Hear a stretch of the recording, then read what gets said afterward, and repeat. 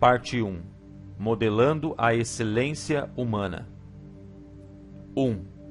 A riqueza dos reis. A grande finalidade da vida não é conhecimento, mas ação. Thomas Henry Huxley. Durante muitos meses ouvira sobre ele. Diziam que era jovem, saudável, rico, feliz e bem-sucedido.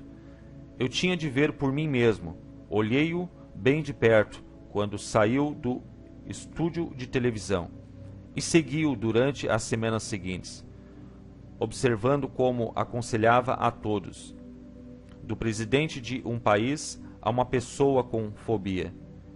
Vi-o argumentar com dietistas, preparar executivos e trabalhar com atletas e crianças com problemas de aprendizagem. Parecia incrivelmente feliz e muito apaixonado por sua esposa, enquanto viajavam juntos pelo país e por outros países do mundo. E quando terminaram, tomaram um jato de volta a San Diego para passar uns poucos dias no lar com a família, no castelo que contempla o Oceano Pacífico. Como é que esse homem de apenas 25 anos, com educação de grau secundário, pode ter realizado tanto em tão curto espaço de tempo? Afinal, esse era o rapaz que há somente 3 anos atrás morava em um apartamento de solteiro de 37 metros quadrados e lavava seus pratos na banheira. Como foi que se transformou de uma pessoa extremamente infeliz, com quase 14 quilos de excesso de peso, amizades difíceis e perspectivas limitadas, em uma pessoa realizada, saudável, respeitada por sua individualidade, com grandes amizades e oportunidades para sucesso ilimitado? Tudo parecia tão incrível e, no entanto, o que mais me espantou foi que percebi que ele era eu. A história dele era minha própria história. Por certo, não estou dizendo que minha vida é o sucesso com que cada um sonha. É óbvio que todos nós temos diferentes sonhos e ideias sobre o que queremos criar para nossas vidas. Além do mais, tenho muita certeza de que aquilo que você é, aonde vai e o que possui não são a verdadeira medida para o sucesso pessoal. Para mim, sucesso é o processo contínuo do esforço para tornar-se maior. É a oportunidade de continuar crescendo emocional, social, espiritual, fisiológica, intelectual e financeiramente, enquanto se contribui de alguma forma positiva para outros. A estrada do sucesso está sempre em construção. É um caminho que avança, não um fim a ser alcançado. O objetivo de minha história é simples. Aplicando os princípios que você aprenderá neste livro, fui capaz de mudar não só a maneira como me sentia ao meu respeito, como também os resultados que estava conseguindo em minha vida. E consegui fazer isso de uma maneira maior e mensurável.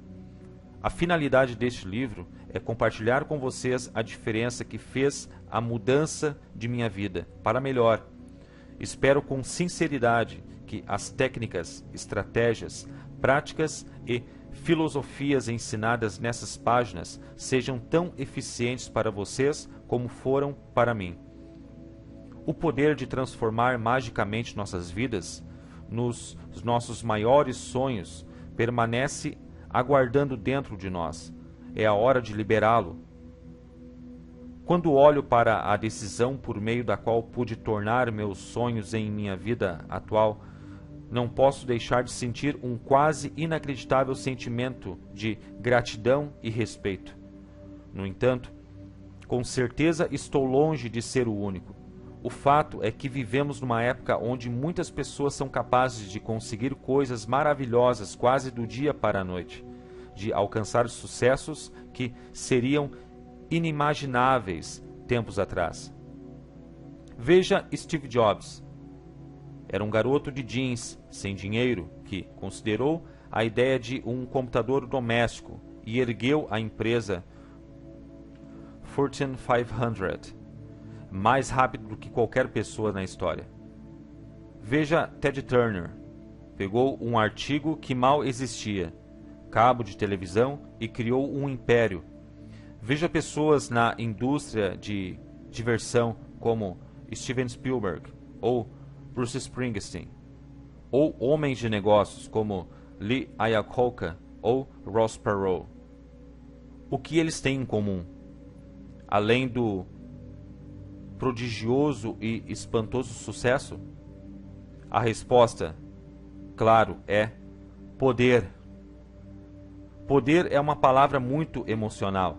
As reações das pessoas diante dela variam.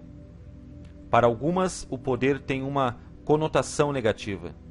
Umas cobiçam o poder, outras sentem-se tentadas por ele, como se fosse alguma coisa venal ou suspeita.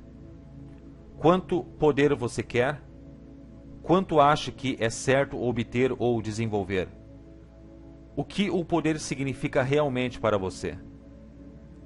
Não encaro o poder em termos de conquistar pessoas. Não penso nisso como alguma coisa para ser imposta.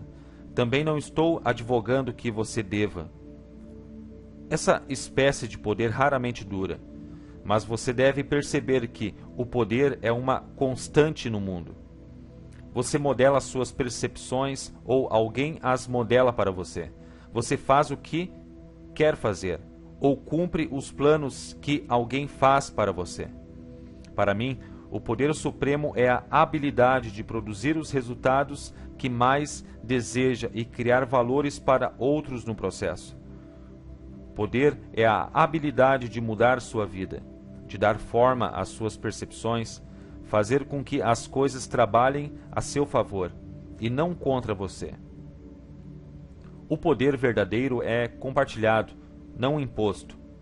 É a habilidade de definir as necessidades humanas e resolvê-las, tanto as suas como as das pessoas que lhe são caras. É a habilidade de dirigir seu próprio reino pessoal, seu processo de pensamentos, seu comportamento. Assim você consegue com precisão os resultados que deseja. Através da história, o poder de controlar nossas vidas tomou muitas formas diferentes e contraditórias. Nos tempos primitivos, poder era simplesmente uma questão de fisiologia. Aquele que fosse o mais forte e o mais rápido tinha o poder de dirigir sua própria vida, assim como as daqueles à sua volta. Com o desenvolvimento da civilização, o poder resultava de herança. O rei, cercando-se com os símbolos de seu reino, governava com autoridade inconfundível. Outros podiam conseguir poder por sua ligação com ele. Então, no começo da era industrial, capital era poder. Aqueles que tinham acesso a ele dominavam o processo industrial. Todas essas coisas ainda são válidas. É melhor ter capital do que não tê-lo. É melhor ter-se força física do que não ter. No entanto, hoje uma das maiores fontes de poder é derivada do conhecimento especializado. A maioria de nós já ouviu dizer que estamos vivendo na idade da informação. Já não somos fundamentalmente uma cultura industrial, mas de informação. Vivemos numa época em que novas ideias, movimentos e conceitos mudam o mundo quase diariamente, quer sejam profundos e de importância, físicos ou mundanos. Como o hambúrguer mais bem vendido. Se há alguma coisa que caracteriza o mundo moderno, é a corrente maciça, quase inacreditável, de informação e, pois, de mudança. Essa nova informação vem a nós através de livros, filmes e chips, unidades de memória, de computador como uma tempestade de dados para serem vistos, sentidos e ouvidos. Nesta sociedade, aqueles com a informação e os meios de comunicá-la têm aquilo que o rei costumava ter, poder ilimitado. Como John Kenneth Galbraith escreveu, Dinheiro é o combustível da sociedade industrial. Mas na sociedade da informática, o combustível, o poder é o conhecimento. Vê-se agora a estrutura de uma nova classe dividida entre aqueles que têm informação e os que devem atuar na ignorância. Essa nova classe não tem seu poder no dinheiro ou na terra, mas no conhecimento. O que há de notável é que a chave do poder hoje é acessível a todos nós. Nos tempos medievais, se você não fosse o rei, teria grande dificuldade em tornar-se um. Se não tivesse capital no começo da Revolução Industrial, as possibilidades de consegui-lo eram, na verdade, muito poucas. Mas hoje, qualquer rapaz de jeans pode criar uma corporação que possa mudar o mundo. No mundo moderno, informação é a riqueza dos reis. Aqueles que têm acesso a certas formas de conhecimento especializado podem se transformar e, de muitas maneiras, também ao mundo inteiro. É certo que, nos Estados Unidos, as espécies de conhecimento especializado necessárias para transformar a qualidade de nossas vidas são acessíveis a todos. Estão em cada livraria, lojas de vídeo, bibliotecas. Podemos obtê-las em conferências, seminários e cursos. E todos nós queremos ter êxito. As listas de best-sellers estão cheias de obras de conselhos para o desenvolvimento pessoal. A informação está lá. Por que, então, algumas pessoas conseguem resultados fabulosos, enquanto outras só passam perto? Por que não somos todos capacitados, felizes, ricos, saudáveis e bem-sucedidos?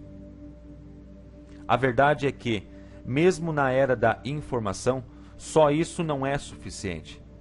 Se tudo de que precisássemos fossem ideias e pensamentos positivos, então todos teríamos tido pôneis quando crianças e estaríamos vivendo nossos sonhos agora.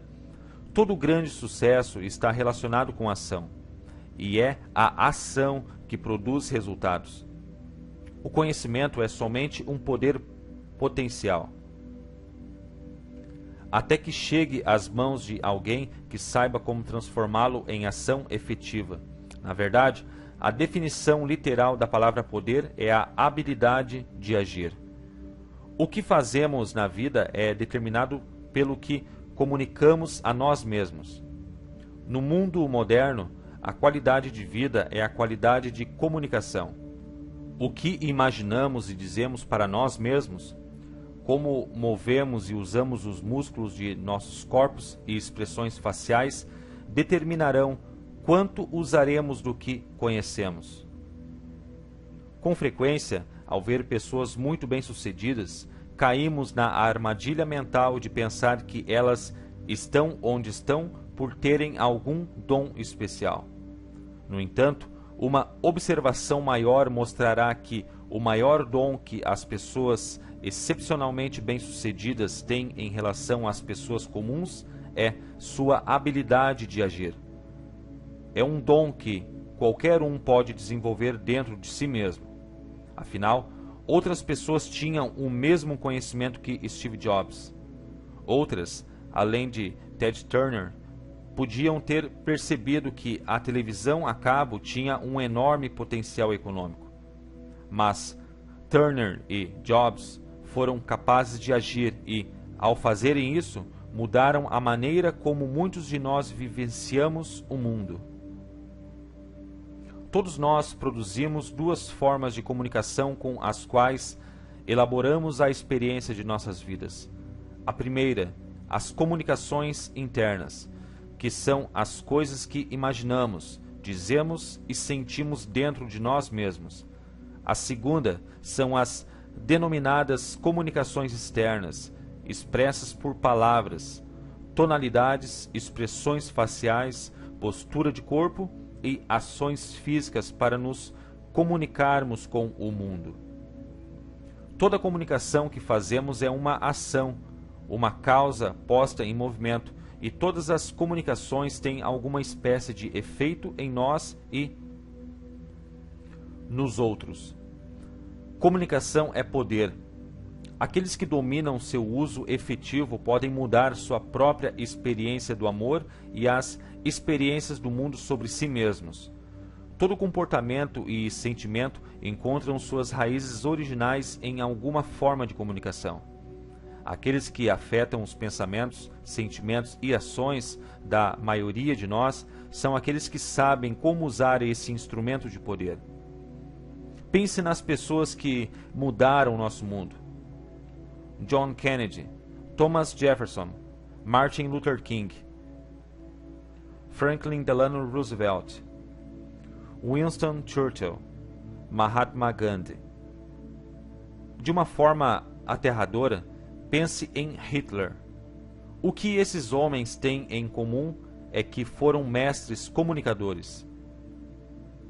Eram capazes de pegar suas visões, quer fossem transportar pessoas no espaço ou criar um odioso terceiro Reich, e comunicá-las aos outros com tanta coerência que influenciaram as maneiras de agir e pensar das massas. Através do seu poder de comunicação, eles mudaram o mundo. Na verdade, não é isso também que destaca dos outros um Spielberg, um Springsteen, um Ayakoka, um Fonda ou um Reagan? Não são eles mestres da comunicação ou influências humanas? O meio que essas pessoas usam para mudar nossas comunicações é o mesmo que usamos para nos mudar. Seu nível de domínio da comunicação no mundo exterior determinará seu nível de sucesso com os outros, pessoal, emocional, social e financeiramente.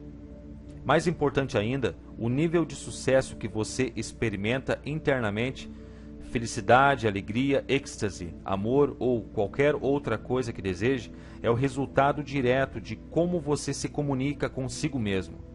Como você se sente não é o resultado do que está acontecendo em sua vida, é a sua interpretação do que está acontecendo. A vida de pessoas de sucesso tem nos mostrado que a qualidade de nossas vidas não é determinada pelo que nos está acontecendo, mas pelo que fazemos com o que acontece. É você quem decide como se sentir ou agir, baseado nas maneiras que escolheu para perceber sua vida. Nada tem qualquer significado, exceto aquele que nós lhe damos. A maioria de nós já tem esse processo de interpretação automático, mas podemos retirar esse poder e logo mudar nossa experiência do mundo. Este livro é sobre como juntar as espécies de ações maciças, centralizadas, coerentes que levam a resultados impressivos. De fato, se tivesse que dizer a você em 2 palavras o que é este livro, diria: produzir resultados. Pense sobre isso. Não é no que está mesmo interessado? Talvez você queira mudar o modo como pensa sobre si mesmo e o seu mundo. Talvez você gostasse de ser um melhor comunicador, desenvolver uma relação mais amorosa, aprender com mais rapidez, tornar-se mais saudável ou ganhar mais dinheiro. Você pode conseguir todas essas coisas para si, e muito mais, através do uso efetivo das informações deste livro. No entanto, antes que consiga novos resultados, deverá compreender que já os está conseguindo, mas poderão não ser os resultados que deseja.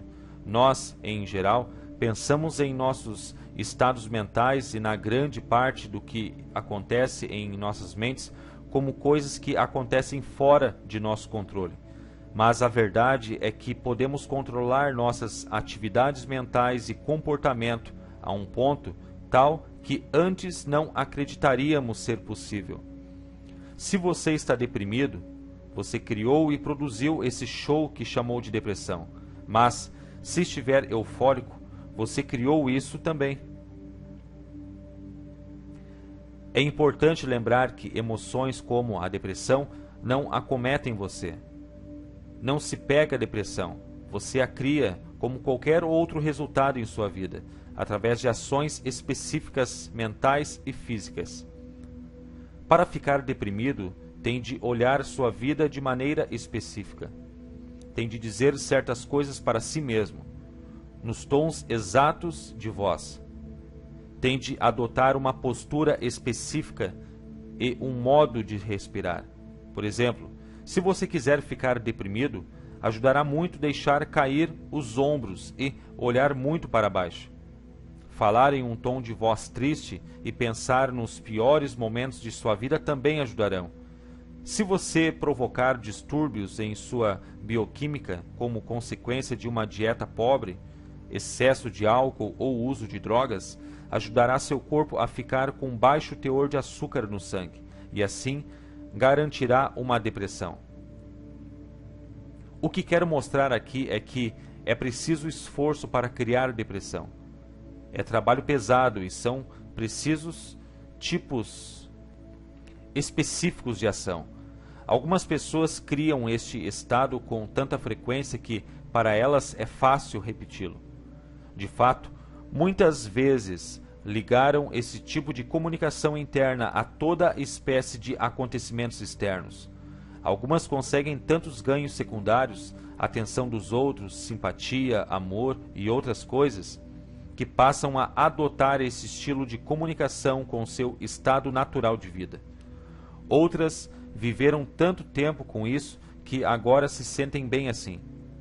Tornaram-se identificados com o estado. Podemos, no entanto, mudar nossas ações mentais e físicas e, com isso, mudar imediatamente nossas emoções e comportamentos. Você pode tornar-se extasiado, adotando logo o ponto de vista que cria essa emoção. Pode imaginar as espécies de coisas que criam esse sentimento. Pode mudar o tom e o conteúdo do seu diálogo interno. Pode adotar as posturas específicas e a maneira de respirar que criam esse estado em seu corpo. E voia lá. Experimentará êxtase.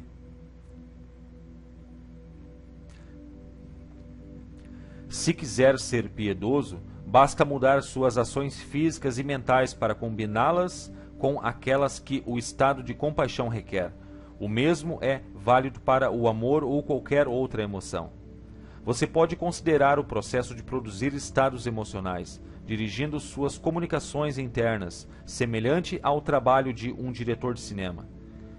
Para produzir os resultados precisos que quer, o diretor de um filme manipula o que você vê e ouve. Se quer que você fique com medo, mudará o som e jogará alguns efeitos especiais na tela. No momento certo, se quer que fique inspirado, arranjará a música, a iluminação e tudo o que for preciso para produzir esse efeito. Um diretor pode produzir uma comédia ou tragédia a partir do mesmo evento, dependendo do que decida pôr na tela. Você pode fazer as mesmas coisas na tela, de sua mente. Pode dirigir sua atividade mental, que é a base de toda a ação física, com a mesma destreza e poder. Pode acender a luz e o som das mensagens positivas em seu cérebro, e pode escurecer as cenas e sons das negativas. Pode também dirigir seu cérebro com tanta habilidade como Spielberg ou Scorsese dirigem suas filmagens. Alguns fatos que seguem parecerão difíceis de acreditar. Provavelmente você não acredita que há uma maneira de se olhar uma pessoa e saber ao certo seus pensamentos, ou que se pode convocar seus mais poderosos recursos à vontade. Mas se, há 100 anos atrás, você tivesse sugerido que os homens iriam à Lua, teria sido considerado um louco, um lunático. De onde você pensa que veio essa palavra? Se tivesse dito que era possível viajar de Nova York para Los Angeles em 5 horas, teria parecido um louco sonhador. Mas foi preciso somente o domínio de tecnologias específicas e leis da aerodinâmica para tornar essas coisas possíveis. Hoje, uma companhia aeroespacial está trabalhando em um veículo que, segundo eles, dentro de 10 anos levará pessoas de Nova York para a Califórnia em 12 minutos. Da mesma forma, neste livro, você aprenderá as leis das tecnologias de desempenho ótimo, Optimum Performance Technologies, que lhe darão acesso a recursos que nunca imaginou ter. Para cada esforço disciplinado, há múltiplas recompensas. Jim Rohn. As pessoas que conseguiram superioridade seguem um caminho coerente para o sucesso. Chamo a isso de fórmula do sucesso definitivo. Ultimate Success Formula. O primeiro passo para essa fórmula é saber seu resultado, isto é, definir precisamente o que se quer. O segundo passo é tomar medidas, pois, de outra forma, seus desejos serão sempre sonhos. Você deve tomar os tipos de medidas que acredita que criarão as maiores probabilidades de produzir o resultado desejado. Nem sempre as medidas que tomamos produzem o resultado desejado. Logo, o terceiro passo é desenvolver uma acuidade sensorial para reconhecer as espécies de respostas e resultados que se está conseguindo e reparar o mais rápido possível se elas estão aproximando ou afastando você de seu objetivo. Você tem de saber o que está conseguindo, seja numa conversa ou em seus hábitos diários. Se está obtendo o que não deseja, precisa anotar os resultados que suas medidas produziram, a fim de aprender com a experiência de cada ser humano. Então, você dá o quarto passo, que é desenvolver a flexibilidade para mudar seu comportamento até conseguir o que quer. Se observar as pessoas de sucesso, descobrirá que seguiram esses passos. Elas começaram com uma meta, pois você não pode atingir uma se não a tiver. Tomaram providências, porque só saber não é suficiente. Tiveram a habilidade de ler nos outros para saber que respostas estavam conseguindo. E continuaram adaptando, ajustando, mudando seus comportamentos, até acharem que funcionavam. Considere Steven Spielberg. Com 36 anos de idade, tornou-se o mais bem-sucedido cineasta da história. Ele já é responsável por 4 dos 10 maiores filmes de todos os tempos, incluindo E.T., o Extraterrestre, o mais notável filme já feito. Como chegou a esse ponto com tão pouca idade? É uma história notável. Desde a idade de 12 ou 13 anos, Spielberg sabia que queria ser diretor de cinema. Sua vida mudou quando, numa tarde, tinha então 17 anos, deu um passeio pelos estúdios da Universal. O passeio não incluía os locais de gravação, onde estava toda a ação. Assim, Spielberg, conhecendo seu objetivo, começou a agir. Escapou sozinho para observar a filmagem de um filme real. Acabou se encontrando com o chefe do departamento editorial da Universal, que conversou com ele durante 1 hora e demonstrou interesse pelas suas ideias. Para a maioria das pessoas, é aí que a história terminaria. Mas Spielberg não era como a maioria das pessoas. Ele tinha poder pessoal, sabia o que queria. Aprendeu na primeira visita e assim mudou sua abordagem. No dia seguinte, vestiu um terno, levou a maleta de seu pai com um sanduíche e doces e voltou ao local como se pertencesse ao lugar. Passou de propósito em frente do guarda do portão naquele dia. Encontrou um trailer abandonado e, usando letras adesivas, afixou na porta: Steven Spielberg, diretor. Daí então passou todo o verão junto a diretores, escritores e editores. aprendendo em cada conversa, observando e desenvolvendo mais e mais seu senso de observação sobre o que é importante para fazer cinema. Com a idade de 20 anos, após tornar-se assíduo no local, Steven mostrou à Universal um filme modesto que havia montado e recebeu um contrato de 7 anos para dirigir uma série para a televisão. Conseguira tornar seu sonho realidade. Spielberg seguiu a fórmula do sucesso definitivo? Com certeza. Teve o conhecimento especializado para saber o que queria. Tomou iniciativas. Teve a acuidade sensorial para reconhecer se os resultados que estava obtendo o aproximavam ou afastavam de seu objetivo. E teve a flexibilidade para mudar seu comportamento para conseguir o que queria. Todas as pessoas de sucesso que conheço fazem a mesma coisa. Aqueles que conseguem estão empenhados em mudar e em ser flexíveis até criarem a vida que desejam. Considere a reitora Barbara Black, da Columbia University School of Law, Faculdade de Direito da Universidade de Columbia, que sonhou ser um dia reitora. Ainda jovem, entrou num campo predominantemente masculino e, com sucesso, obteve seu grau de advogada em Columbia. Decidiu, então, deixar de lado a meta de sua carreira, enquanto realizava outro objetivo: constituir uma família. Depois de 9 anos, resolveu que estava pronta para prosseguir em busca da primeira meta, sua carreira, e inscreveu-se num curso de graduação em Yale, onde desenvolveu o ensino, a pesquisa e a anotação de práticas que levaram-na ao serviço que sempre quisera. Expandiu seus pontos de vista, mudou sua abordagem. Combinou as duas metas e agora é a reitora de uma das mais prestigiadas escolas de direito dos Estados Unidos. Ela quebrou a regra e provou que se pode conseguir sucesso em todos os níveis. Ao mesmo tempo, ela seguiu a fórmula do sucesso definitivo? Com certeza. Sabendo o que queria, tentou alguma coisa e, se não resolveu, ficou mudando até agora, que aprendeu a conciliar sua vida.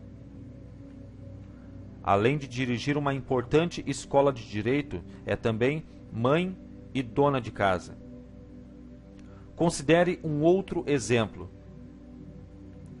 Sabe como o Coronel Sanders construiu o império da Kentucky Fried Chicken, que fez dele um milionário e mudou os hábitos alimentares de uma nação?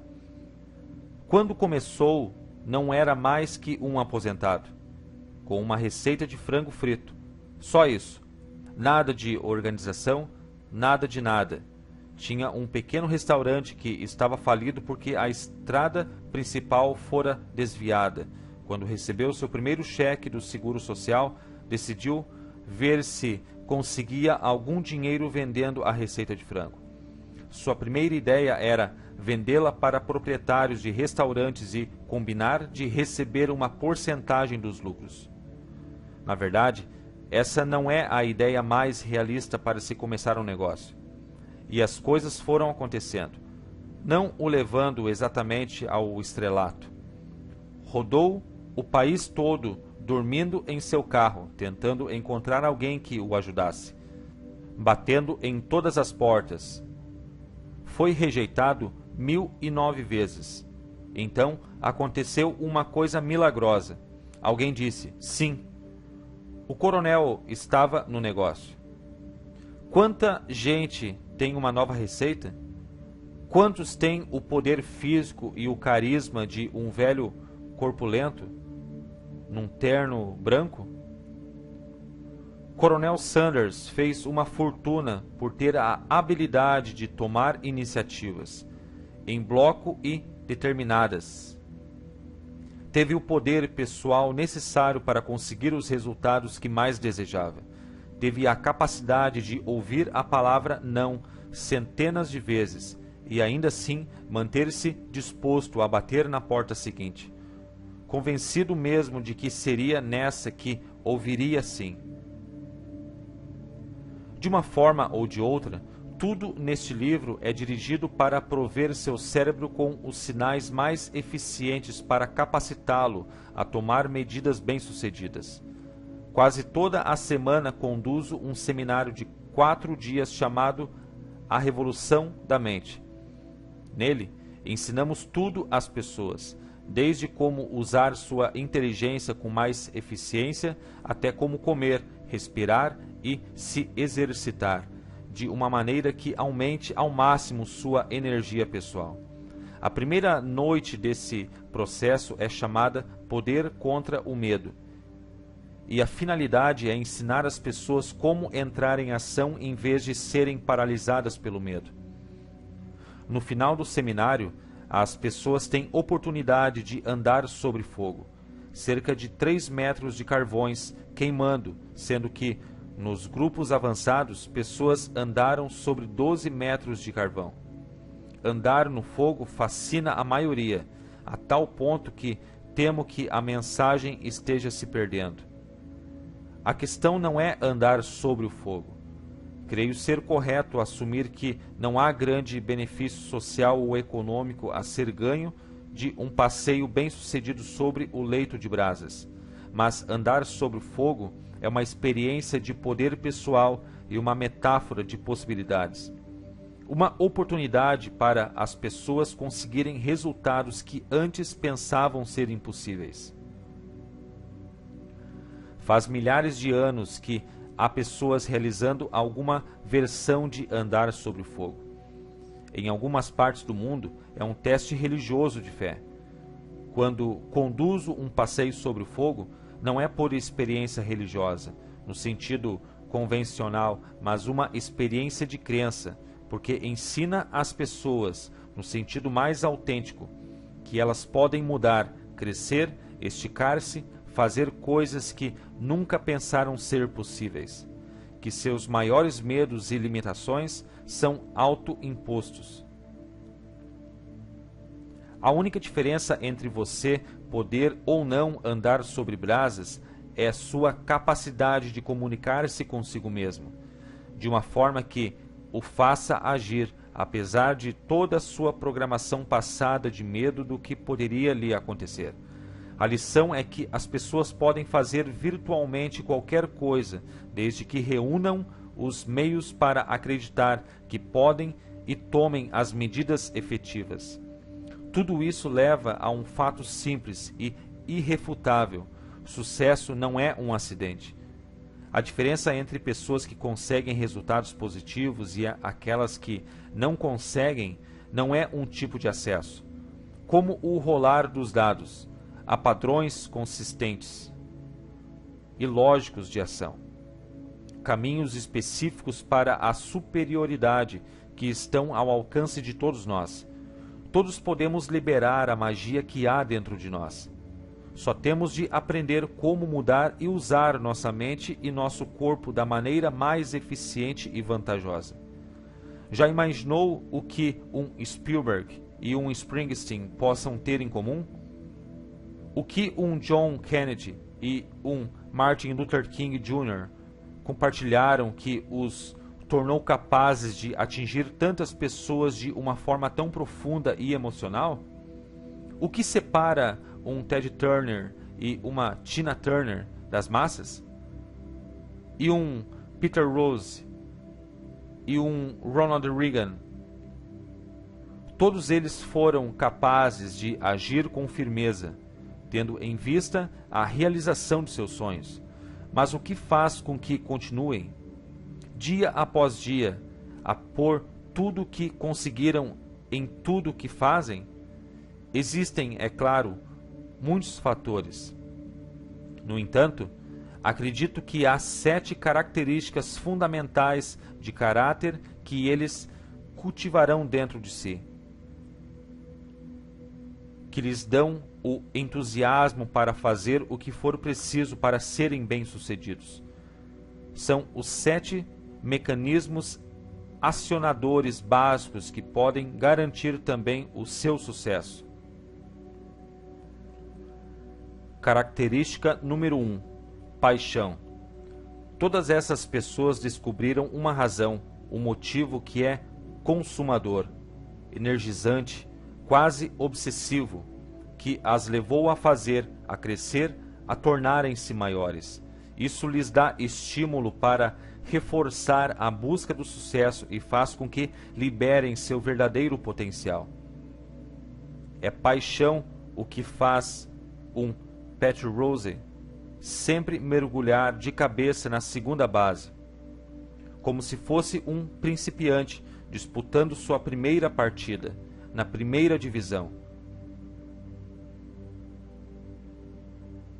É paixão que separa as ações de um Lee Iacocca de tantos outros. É paixão que dirige os cientistas de computadores, através de anos de dedicação, para criarem a espécie de conhecimento técnico que colocou homens e mulheres no espaço exterior e os trouxe de volta. É paixão que faz com que as pessoas deitem tarde e levantem cedo. É paixão o que as pessoas querem em seus relacionamentos. Paixão dá à vida poder, interesse e significado. Não há superioridade sem uma grande paixão, quer seja a aspiração de um atleta, um artista, um cientista, um pai ou um executivo. Descobriremos como liberar essa força interna pelo poder das metas, no capítulo 11. Característica número 2. Crença. Todo livro religioso fala sobre o poder e o efeito da fé e da crença na humanidade. As pessoas bem-sucedidas diferem numa escala muito maior em suas crenças daquelas que falham. Nossas crenças sobre o que somos e o que podemos ser determinam precisamente o que seremos. Se acreditamos em magia, viveremos uma vida mágica. Se acreditamos que nossa vida é definida por limites estreitos, de repente transformaremos esses limites em realidade. O que acreditamos ser verdade, o que acreditamos ser possível, torna-se verdade, torna-se possível. Este livro lhe indicará um meio específico, científico, para mudar logo suas crenças, a fim de que elas ajudem-no na realização de suas metas mais desejadas. Muitas pessoas são impetuosas, mas, devido às suas crenças limitadas sobre quem são e o que podem fazer, nunca agem de forma a tornar seus sonhos uma realidade. Pessoas bem-sucedidas sabem o que querem e acreditam que conseguirão. Aprenderemos sobre o que são crenças e como usá-las nos capítulos 4 e 5.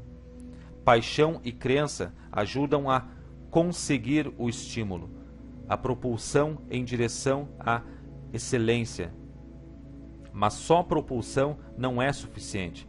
Se fosse, bastava pôr combustível em um foguete e mandá-lo, voando às cegas, para os céus. Além desse poder, precisamos de um caminho, um senso inteligente, de progressão lógica. Para conseguirmos atingir nosso alvo, precisamos do que vem a seguir. Características número 3. Estratégia. Estratégia é um meio de organizar recursos.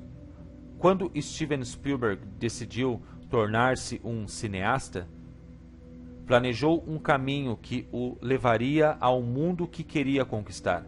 Calculou o que queria aprender, quem precisava conhecer e o que precisava fazer. Ele tinha paixão e crença, mas também tinha a estratégia que fez com que essas coisas produzissem o seu maior potencial. Ronald Reagan desenvolveu outras estratégias de comunicação, que usa em uma base sólida para produzir os resultados que deseja. Todo grande apresentador, político, pai ou patrão sabe que não é o suficiente ter os recursos para ser bem-sucedido. Devem-se usar esses recursos de maneira mais efetiva. Estratégia é o reconhecimento de que os melhores talentos e ambições também precisam encontrar o caminho certo. Você pode abrir uma porta pondo-a abaixo, ou pode encontrar a chave que abre e a deixa intacta. Aprenderemos sobre as estratégias que conduzem à excelência nos capítulos 7 e 8. Característica número 4. Clareza de valores. Quando pensamos nas coisas que tornaram grandes os Estados Unidos, lembramos dos sentimentos de patriotismo e orgulho, de tolerância e um amor pela liberdade. Essas coisas são valores. O julgamento fundamental, ético, moral e prático que fazemos sobre o que é importante, o que realmente importa. Valores são sistemas específicos de crenças que temos sobre o que é certo e errado para nossas vidas. São os julgamentos que fazemos sobre o que torna a vida digna de ser vivida. Muitas pessoas não têm uma ideia clara do que seja importante para elas. Muitas vezes, os indivíduos fazem coisas que depois os tornam infelizes consigo mesmos, só porque não são lúcidos sobre o que inconscientemente acreditam ser certo para eles e os outros. Quando olhamos para os grandes sucessos, eles quase sempre são pessoas com um senso fundamental, claro, sobre o que é importante mesmo. Pense em Ronald Reagan, John Kennedy, Martin Luther King Jr., John Wayne, Jane Fonda. Todos eles tinham visões diferentes, mas o que têm em comum é uma base moral fundamental, um sentido de quem são e por que fazem o que fazem. Uma compreensão de valores é uma das mais gratificantes e desafiadoras chaves para se conseguir excelência. Consideraremos os valores no capítulo 18. Como você deve ter reparado, todas essas características se apoiam e se entrelaçam umas nas outras. A paixão é afetada por crenças? Claro que sim. Quanto mais acreditamos que podemos realizar alguma coisa, mais estamos querendo investir em sua realização. A crença, por si só, é suficiente para se conseguir excelência? É um bom começo, mas se você acredita que irá assistir ao nascer do sol e sua estratégia para realizar essa meta é começar a correr para o oeste, você poderá ter alguma dificuldade. Nossas estratégias para o sucesso são afetadas por nossos valores? Acertou!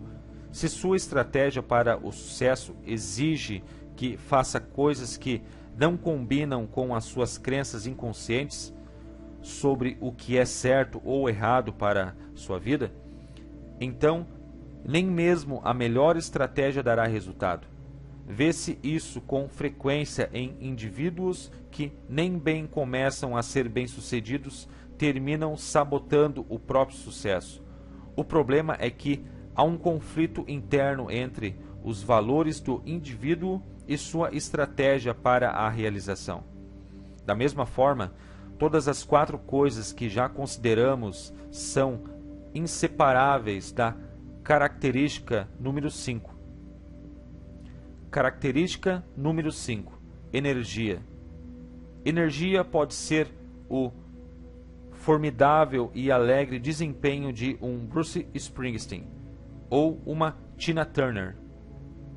Pode ser o dinamismo empresarial de um Donald Trump ou um Steve Jobs. Pode ser a vitalidade de um Ronald Reagan ou uma Katharine Hepburn. É quase impossível ficar marcando passo, com vagar em direção à excelência. Pessoas de excelência pegam as oportunidades e modelam-nas. Vivem como que obcecadas pelas extraordinárias oportunidades de cada dia e pelo reconhecimento de que ninguém tem tempo suficiente.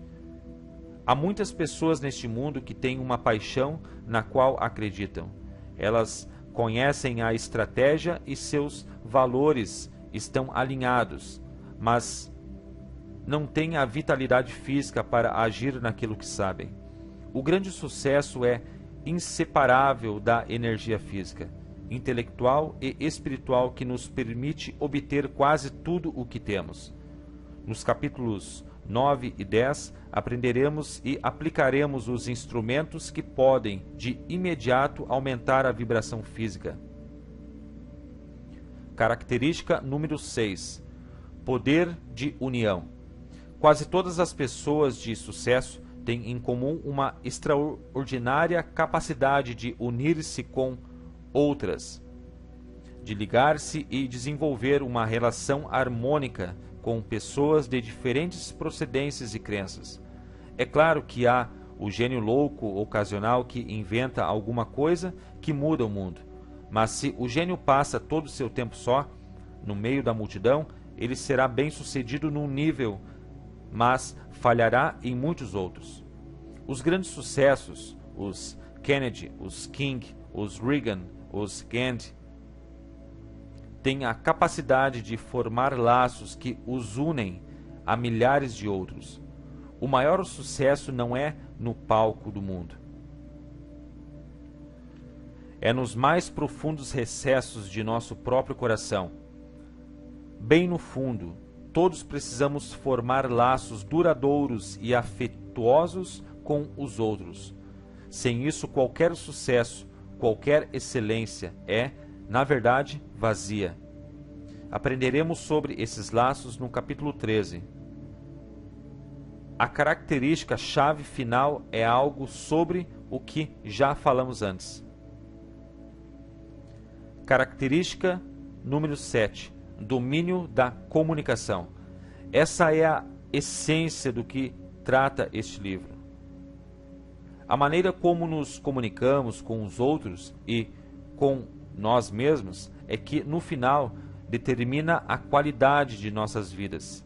As pessoas que se realizam na vida são aquelas que aprenderam a aceitar qualquer desafio que a vida lhes apresenta e a comunicar a experiência para si mesmas de uma forma que as faça mudarem as coisas com sucesso. As pessoas que falham recebem as adversidades da vida e aceitam-nas como limitações. As pessoas que modelam nossas vidas e nossa cultura são também mestres de comunicação para outros. O que têm em comum é a habilidade de comunicar uma visão, uma indagação, uma alegria ou uma missão. Domínio da comunicação é o que faz um grande pai, um grande artista, um grande político ou um grande professor. Quase todos os capítulos deste livro, de uma forma ou de outra, têm a ver com comunicação, resolução de lacunas, construção de novos caminhos e compartilhamento de novas visões. A primeira parte deste livro lhe ensinará como se responsabilizar e dirigir seu próprio cérebro e corpo com mais eficiência do que conseguia antes. Trabalharemos com fatores que afetam a maneira como você se comunica consigo mesmo. Na segunda parte, estudaremos como descobrir o que na realidade quer da vida e como pode comunicar-se mais eficazmente com os outros, assim como ser capaz de antecipar espécies de comportamento que diferentes tipos de pessoas, com certeza, criarão. A terceira parte vê, através de uma perspectiva mais larga e mais global, como nos comportamos, o que nos motiva e como podemos contribuir em um nível mais amplo e extrapessoal. Refere-se a como usar as práticas aprendidas e tornar-se um líder.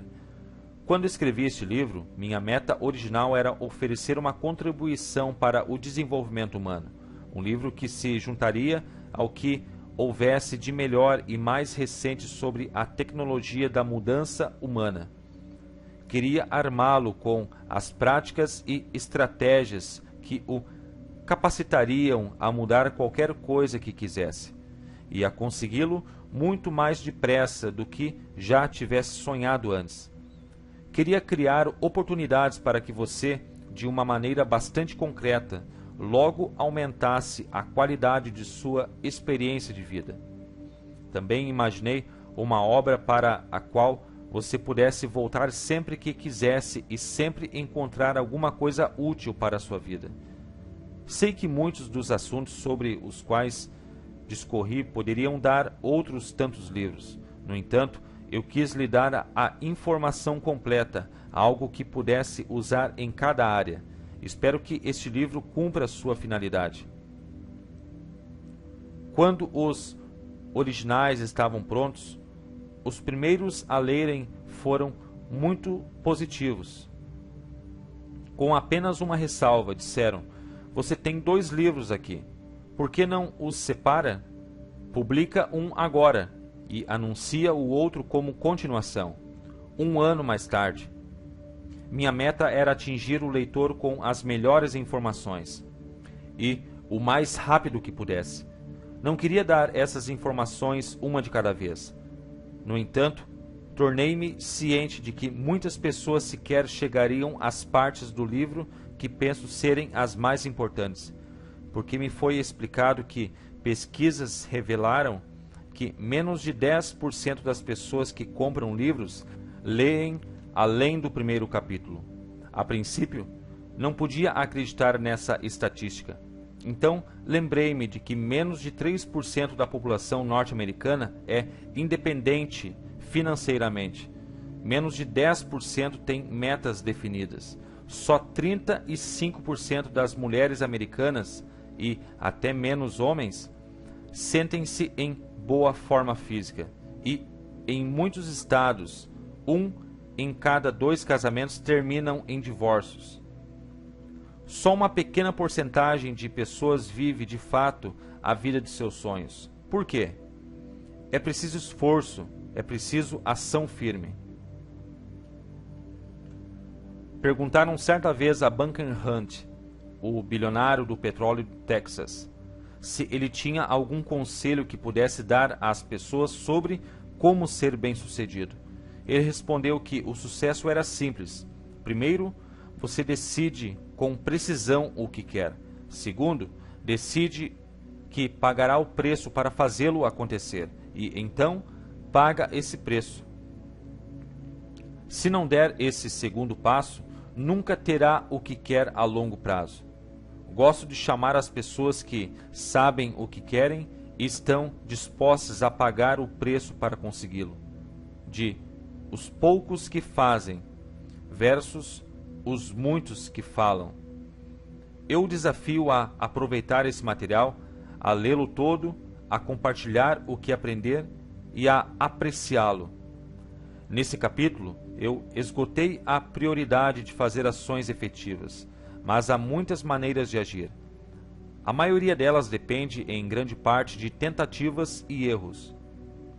Muitas pessoas que são grandes sucessos tiveram de se ajustar e reajustar inúmeras vezes antes de conseguirem o que queriam. Tentar e errar é ótimo, exceto por uma coisa: usa-se uma vasta quantidade de um recurso que nenhum de nós jamais terá suficiente: tempo. E se houvesse uma maneira de agir que acabasse o processo de aprender? E se eu pudesse mostrar-lhe como aprender as lições certas que as pessoas de excelência já aprenderam? E se você pudesse aprender em minutos o que alguém levou anos para aperfeiçoar?